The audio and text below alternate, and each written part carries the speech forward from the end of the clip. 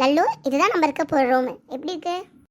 இந்த ரூமுக்கு என்னங்க குறைச்சல்? ரொம்ப நல்லா இருக்குது. இவ்வளோ பெரிய ரூமை நான் என் வாழ்க்கையில் பார்த்ததே இல்லை. இதுதான் தடவைங்க. நான் நினச்சி கூட பார்க்கலங்க அத்தை இவ்வளோ சீக்கிரம் மனசு மாதிரி ஏற்றுக்குவாங்கன்னு. ஆமாங்க, கேட்கணும்னு நினச்சேன். எங்கே உங்கள் சுட்டி தங்கச்சி என்கிட்ட காமிக்கவே இல்லை. இல்லைம்மா, அவள் தான் காலேஜ் போயிருப்பாள். போயிட்டு வந்துடுவா சாயந்தரம்லாம். வந்தோடனே நம்ம அவள்கிட்ட பேசலாம். சரிங்க. வீட்டுக்கு வந்தோடனே இவ வேலையை காமிச்சிட்டா பாரு. என்னதான் அப்படி பேசிகிட்டு இருப்பாங்க ரெண்டு பேரும்.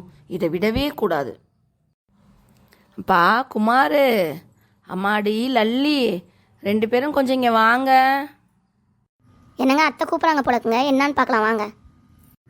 சொல்லுங்கம்மா, கூப்பிட்டீங்களா? ஆமாடா கண்ணு, மருமகளுக்கு வீடெல்லாம் சுற்றி காமிச்சிட்டியாடா கண்ணு.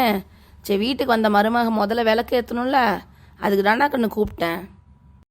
ஆமாம் அத்தை, நானும் மறந்தே போயிட்டேன்.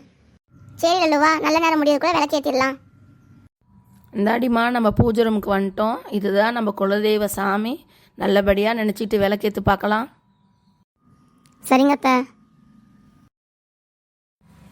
இந்தாடிம்மா, உனக்கு சமைக்க தெரியுமா? முதல்ல வந்திருக்க வீட்டுக்கு உன் கையால் ஏதாவது இனிப்பு செஞ்சு கொண்டு வந்தீங்கன்னா பரவாயில்ல. என்னம்மா இப்படி கேட்டுட்ட? அவள் சூப்பராக சமைப்பா. எத்தனை தடவை எனக்கு சமைச்சு எடுத்துருக்கா தெரியுமா?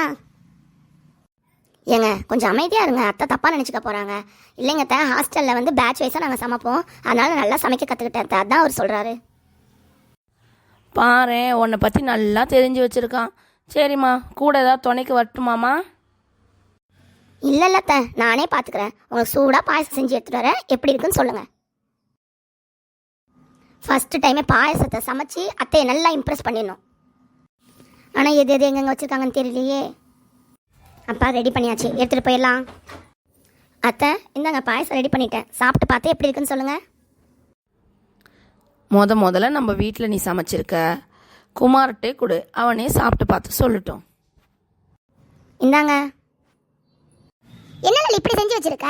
பாயசத்துல உப்பு போட்டு வச்சிருக்க சர்க்கரைக்கு பதிலா. அப்பயே அம்மா சொன்னாங்களே கூட வரட்டுமான்னு. தெரியலனா கேட்டு செய்ய வேண்டியதானே. முதல்ல இப்படி செஞ்சு வச்சிருக்க.